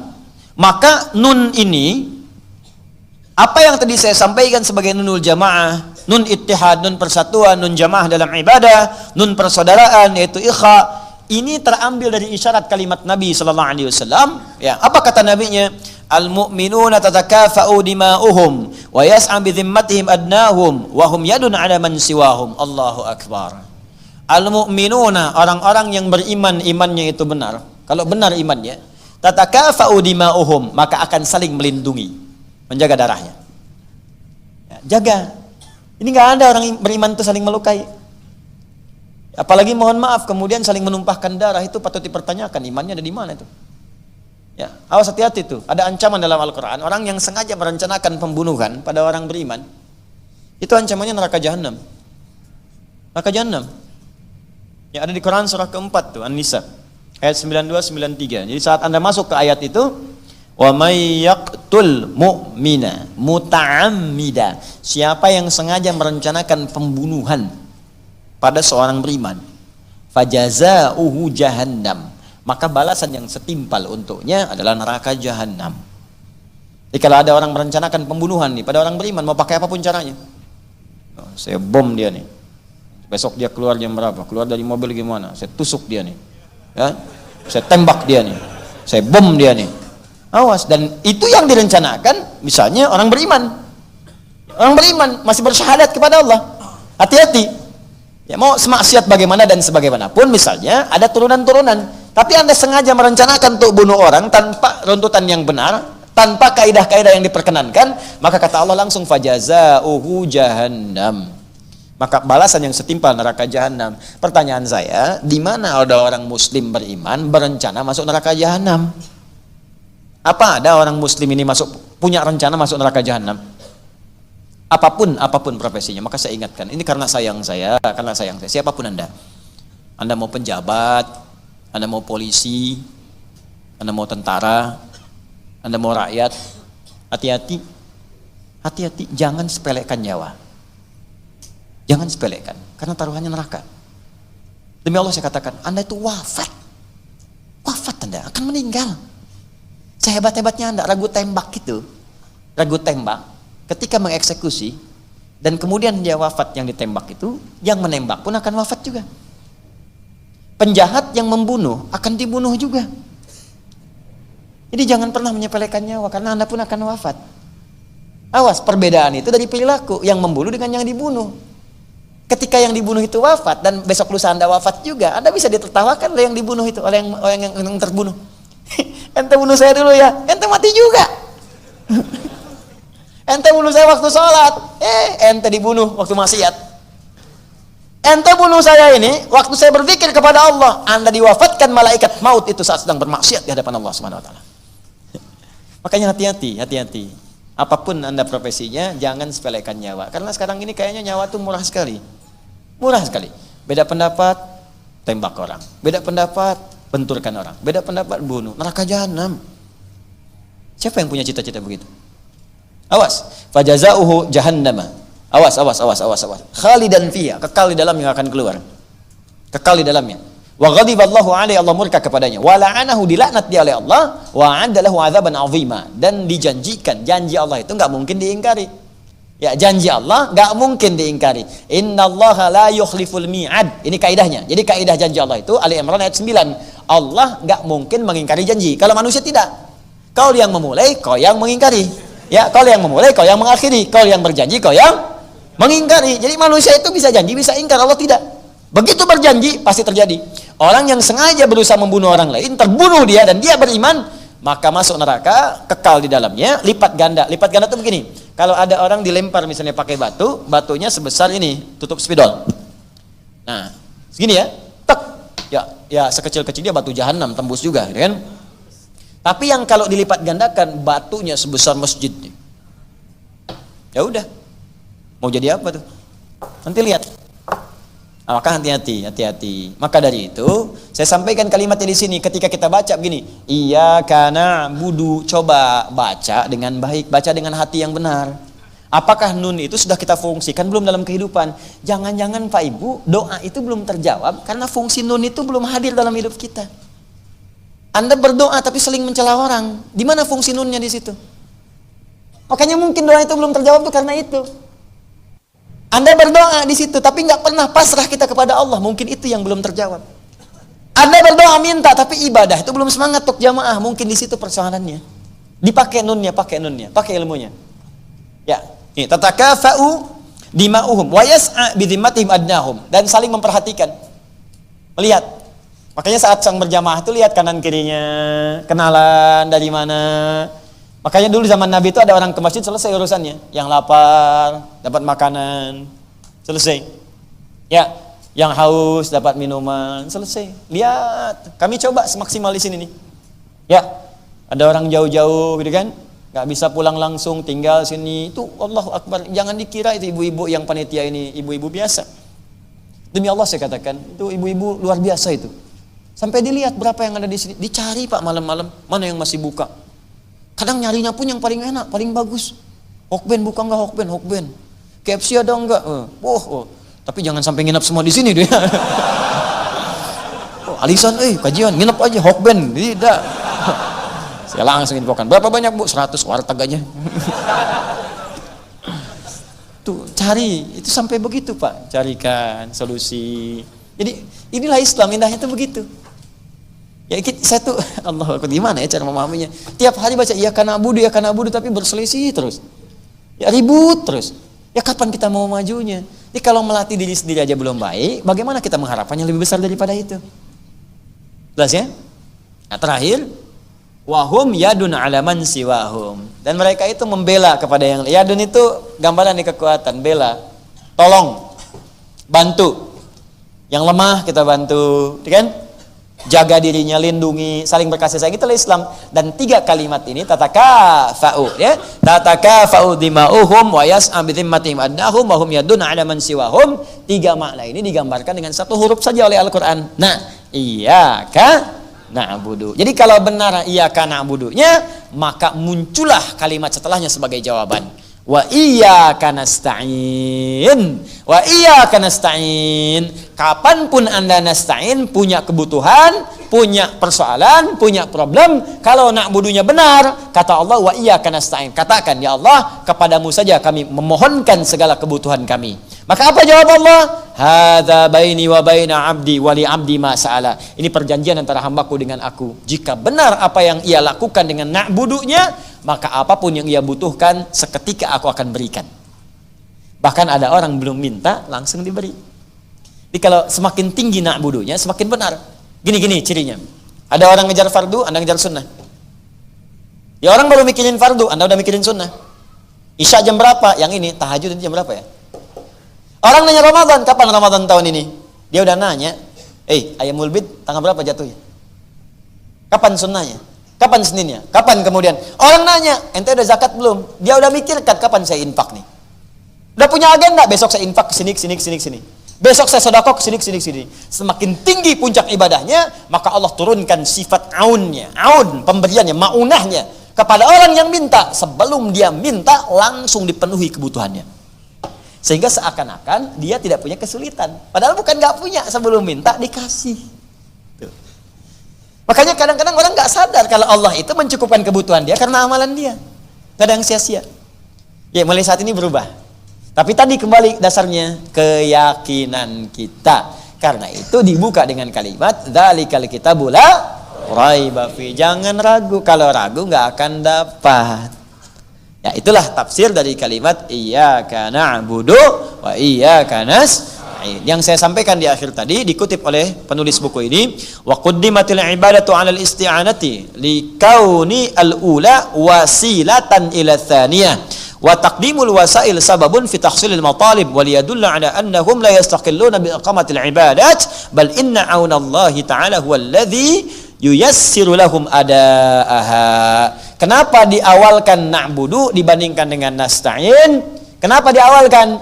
Karena kata penulis kitab ini, kata mufassir Syekh Tantawi, karena ibadah itu wasilah untuk mengabulkan apa yang kita mohonkan. Karena itu wasilah, maka wasilah harus didahulukan dibandingkan dengan hasil. Ya, Anda nggak mungkin datang ke sini kalau tidak ada wasilah kendaraan. Kendaraan itu wasilah, mustahil nyampe kalau nggak diantarkan oleh kendaraan ke sini. Kaki kita wasilah, kalaupun gak ada kendaraan jalan, wasilahnya jalan. Maka wasilah untuk dijawab permohonan kita, mohon itu nasta'in. Ya Allah minta, wasilahnya apa? Ibadah. Kalau nggak pakai ibadah, mustahil dikabulkan. Karena itu didahulukan ibadah, karena itu wasilah untuk mengabulkan apa yang kita mohonkan. Sekaligus untuk menegaskan kepada kita, mustahil kita bisa ibadah kalau tidak ditolong oleh Allah Subhanahu wa Ta'ala. Paham di sini? Nah, ini tafsir yang kita sampaikan dari kalimat iyyaka na'budu wa iyyaka nasta'in. Silahkan diamalkan dulu, nanti lihat perbedaannya apa yang terjadi pada hidup kita. Kalau sudah kita amalkan, maka ada satu rahasia besar, ada satu kalimat. Jadi kalau doa nggak usah banyak-banyak, nanti kalau Anda sudah beramal, mulai tahajud, mulai puasa sunnah, mulai kemudian kerjakan, tingkatkan semampu kita. Nanti kalau mau berdoa, cukup ucapan satu kalimat. Begitu kalimat ini diucapkan, semua yang kita butuhkan langsung diberikan oleh Allah Subhanahu wa Ta'ala. Sekalipun tak sempat tersebutkan dengan detil. Bukan yang diinginkan, yang dibutuhkan seketika akan diberikan oleh Allah Subhanahu wa Ta'ala. Nah, apa kalimat yang dimaksudkan saat kita akan bacakan itu? Itulah yang akan kita bahas di pertemuan berikutnya insyaallah. Ya.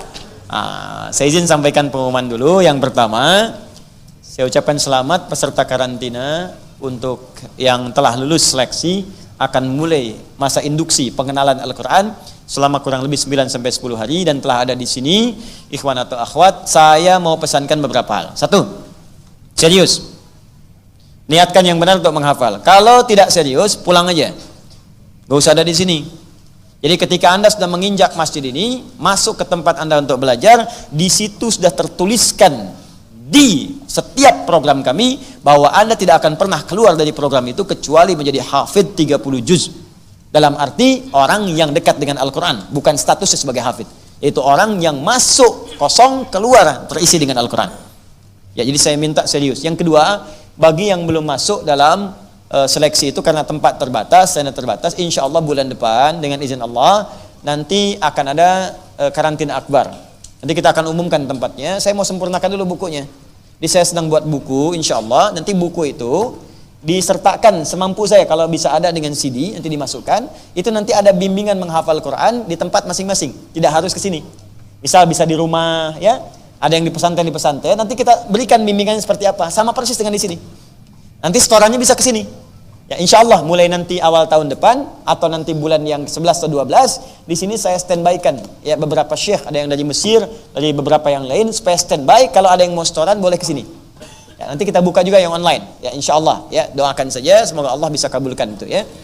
Kemudian yang ketiga, teman-teman sekalian, insya Allah nanti dalam waktu dekat, mungkin besok saya buat semacam video untuk sampaikan. Sering ada yang bertanya, Ustadz, kapan Ustadz mau bikin pesantren? Kapan mau diteruskan? Ini sedang proses. Marketnya sudah dibuat. Sudah ada semua. Tempatnya insya Allah sudah ditetapkan salah satu tempat. Kami sekarang sedang berusaha untuk mendapatkan akuisisi dari wilayahnya. Nanti kita akan sebar deh. Kalau mau sama-sama kita beramal soleh untuk bisa mendapatkan bagian dari tempat itu. Karena itu tempat jadi wakaf nanti. Jadi semua yang kami usahakan, nanti saya cuma mengkadar. Jadi kalau saya wafat, itu diteruskan oleh kader kami. Nanti anak-anak yang beasiswa yang siap ke Sudan nanti sebentar lagi hari ini kabulnya keluar. Jadi mungkin insya Allah dalam beberapa pekan ke depan siap untuk berangkat. Nah ini kalianlah nanti akan gantikan saya ke depan. Ya saya sudah bangun nanti gedung dakwah sudah ada. Ya pusat Quran ada. Nanti sekarang kita akan bangun pusat keislaman, ada pesantrennya, ada gedung dakwahnya, ada menara TV-nya, macam-macamnya. Nanti kalian yang teruskan. Jadi kalau saya wafat kalian teruskan. Jadi teman-teman yang sekarang ini, ayo cepat. Kita berlomba dalam kebaikan, nanti mungkin anak bapak ibu yang mungkin akan meneruskan perjuangan itu. Kita kan cuma gantian aja. Saya hari ini, besok Anda, ya. Atau mungkin Anda meninggal duluan, saya belakangan, kan? Ya, atau ditukar, saya belakangan, Anda duluan, kan? Ya, atau memang ya seperti itu, saya duluan, ya. Duluan mengambil jenazah Anda. Misal, gitu ya. Misal. Nah, jadi insya Allah besok, saya tuh gitu, kalau bisa sendiri, saya selesaikan sendiri. Tapi kalau ada pahala yang kira-kira banyak, investasi untuk banyak orang, saya ajak bareng-bareng. Dulu gedung ini ada yang pengen menyelesaikan seorang, saya langsung tolak, nggak mau saya. Karena ini itu untuk umat, saya pengen semua umat Islam punya saham, walaupun cuma 1.000, cuma 2.000, nggak apa-apa. Yang penting pahalanya ada. Dan berapa banyak orang hafal Quran dari wasilah ini? Banyak hafal Quran. Dan kami nggak akan pernah ungkap siapa yang pernah donatur, nggak ada. Masuk aja, udah kita bikin jadi itu selesai. Nah, ini statusnya wakaf, bukan punya saya. Saya nggak punya apa-apa. Alat-alat juga sama semua nih, ya. Yang rekam ini kita beli baru nih, alat-alat beli baru. Karena dulu ada karyawan, dia mundur, dia ambil semua alatnya. Ya, alat diambil, dia pikir wakaf. Kalau wakaf semua orang bisa pakai. Nah, ini cara berpikir yang keliru. Ya, ntar gedung DPR semua masuk ke situ karena punya rakyat, tuh, ya. Ya, ntar alat masjid dibawa juga karena wakaf. Jangan begitu cara berpikirnya, itu keliru. Ya, tapi kalau saya nggak apa-apa, kalau mau datang minta saya kasih, selesai. Daripada ngambil tanpa izin. Ya nanti resikonya tinggi. Kalau saya nggak ada urusan ya sudah aja. Ketitipan juga kok dari Allah. Nah, ini alat diambil, akun diambil. Makanya kita maintenance-nya agak lama karena akun diambil semua.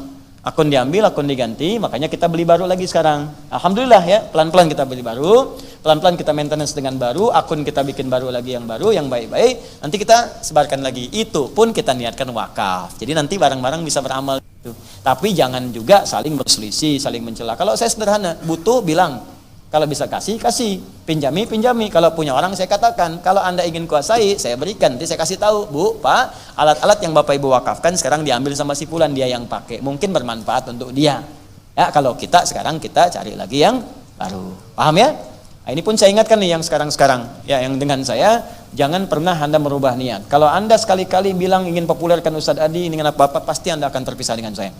Karena niat saya hanya ingin berdakwah, bukan cari popularitas. Ya, tolong saya, tolong doakan saya. Saya bukan ingin cari dunia. Kalau cari dunia, mungkin tidak akan pernah ada di sini saya. Dan nggak akan pulang saya ke Indonesia. Di luar sudah cukup. Diangkat jadi mufti. Di sini saya disebut Ustadz bid'ah. Di luar kita mufti ngasih fatwa, ya, dikasih gaji sama pemerintah sana. Ya, diberikan kewenangan, ngatur orang khutbah. Orang mau khutbah kita kasih ACC. Anda mau khutbah, mana teksnya? Saya ngasih, saya periksa, silakan boleh khutbah. Begitu pulang bid'ah. Ya udah nggak apa-apa. Belum paham, marah pada yang tidak paham sama dengan kurang sehat kitanya. Ya udah tinggal tidur aja, kemudian kita doakan, selesai. Jelas ya? Ya sudah, jangan cepat marah lah. Marah pada yang tidak perlu nggak penting. Mencela pada yang sudah tercela, buang-buang energi. Ya, ingin dipuji pada yang tidak layak dapat pujian, juga buang-buang tenaga. Yang penting kita saling mendoakan. Jelas? Ya, kalau ada yang mencela saya, nggak apa-apa, biarkan aja, saya nggak marah. Kenapa Anda marah? Ya, nggak apa-apa, biarkan aja. Mungkin belum tahu. Kalau ada yang fitnah, nggak apa-apa. Mungkin belum paham. Yang penting kita doakan. Jangan balas keburukan dengan keburukan yang sama. Ya, jelas ya? Baik, saya kira itu yang terakhir. Ini yang paling akhir. Insya Allah nanti saya ada di Bandung. Ya, insya Allah Sabtu saya mungkin di Garut, kemudian dengan 4 orang 5 orang ulama. Ahad saya di Bandung full. Ya, saya di Bandung dari subuh di Ar-Rahman, kemudian jam 10 di Al-Fathu, jam malam. Ya, malam kita akan bedah buku, itu buku yang unik nanti di ITB di Salman. Dan Senin saya akan memberikan kuliah umum di UPI. Ya, nanti sampai Senin kurang lebih di Bandung, baru kemudian kembali ke sini lagi untuk beraktivitas seperti kita semulanya. Dan ada berita saya akan di Jogja. Saya tidak ke Jogja ya. Jadi saya tidak di Jogja. Mungkin teman-teman terlalu cepat bikin poster, sementara saya pun tidak tahu ya. Tapi saya doakan, saya saling support dengan kegiatan-kegiatan. Cuma saya tidak ke Jogja ya. Jadi saya ada di tempat yang sudah terjadwal insya Allah. Tapi saya support kegiatan-kegiatan yang baik-baik. Ya, jadi harus gitu, harus saling bersaudara dengan para ustadz, saling support, dengan jamaah saling menguatkan. Jelas ya? Baik. Allahumma taqabbal minna innaka antas sami'ul alim wa tub 'alaina innaka antat tawwabur rahim. Allahumma nahmaduka hamdan syakirin, hamdan na'imin, hamdan yuwafi ni'amahu wa yukafi mazidah. Ya rabbana lakal hamdu wa lakal syukru kama yanbaghi li jalali wajhikal karim wa li 'azimi sultanik. Allahumma salli wa sallim wa barik ala habibikal karim rasulikal amin sayyidina Muhammadin wa ala alihi wa sahbihi ajma'in. Allahumma rabbana taqabbal minna innaka antas sami'ul alim wa tub 'alaina innaka antat tawwabur rahim. Rabbana la tada' lana fi maqamina hadha wa fi kulli maqamin dhanban illa ghafartah. Ya Allah, kalau di majlis ini, di tempat ini ada orang yang penuh dengan dosa, jangan biarkan ia pulang ke tempatnya kecuali Engkau telah ampuni segala dosa-dosanya. Wala hamman illa farajtah, jika ada orang yang hadir di sini tengah gelisah hatinya, jangan biarkan ia ya Allah meninggalkan tempat ini kecuali Engkau telah tenangkan keadaan jiwanya. Allahumma wala asiran illa yassartah, ya Allah, jika ada di antara kami yang tengah mengalami kesulitan, dengan keikhlasan amalnya maka mohon angkat ya Allah dan mudahkan segala kesulitannya. Allahumma wala maridan illa syafaitah, jika ada di antara kami yang tengah Engkau uji dengan penyakit, maka mohon angkat dan sembuhkan segala penyakitnya. Allahumma asli ahwalana ma yuqarribuna ila ridhaq, ya Allah, mohon perbaiki keadaan kami agar kami bisa lebih dekat denganmu dan mendapatkan ridhamu. Allahumma wahid sufufana wa janibna min at-tafruqah, ya Allah, mohon satukan kami, jauhkan kami dari perpecahan. Wa barik biladana ya arhamar rahimin, ya Allah, mohon berkahi negeri kami ya Allah, khasatan Indonesia, khususnya di negeri Indonesia ini ya Allah, jauhkan dari orang-orang munafik, jauhkan dari para pelaku maksiat ya Allah, berikan bimbingan kepada para pemimpin kami supaya berbuat adil, berikan bimbingan kepada rakyat kami ya Allah supaya bisa memakmurkan negeri ini ya Allah. Allahumma ya arhamar rahimin, jannibna ya Allah min kullil bala, Allahumma qaribna ya Allah ila ma yuqarribuka ilaina ya arhamar rahimin, ya Allah, jauhkan kami ya Allah dari ujian-ujian musibah, bencana-bencana ya arhamar rahimin. Allahumma tentramkan negeri kami, makmurkan negeri kami, jauhkan kami dari perbuatan maksiat, dekatkan kami dari segala kemaslahatan yang bisa mendekatkan kami dengan ridhamu. Allahumma rabbana atina fid dunya hasanah fil akhirati hasanatan wa qina adzabannar. Yassir ya Allah likulli hamatil Quran, ya Allah, berikan kemudahan kepada para penghafal Al-Quran, berikan kemudahan kepada ahli Al-Quran, kuatkan jiwa mereka, pancarkan dalam jiwa mereka cahaya untuk mendekat kepada Al-Quran. Allahumma tawaffana ya nahnu ahlul Quran, ya Allah, wafatkan kami dalam keadaan menjadi ahli Al-Quran, terangi kubur kami sebagai ahli Quran, wafatkan kami dalam keadaan ahli Quran, dan bangkitkan kami di hari kiamat sebagai ahli Quran. Allahumma bifadlika subhana rabbika rabbil izzati amma yasifun wa salamun alal mursalin, subhanakallahumma wa bihamdika asyhadu an la ilaha illa anta astaghfiruka wa atubu ilaik, wa akhiru da'wana alhamdulillahi rabbil alamin. Thumma assalamu alaikum warahmatullahi wabarakatuh.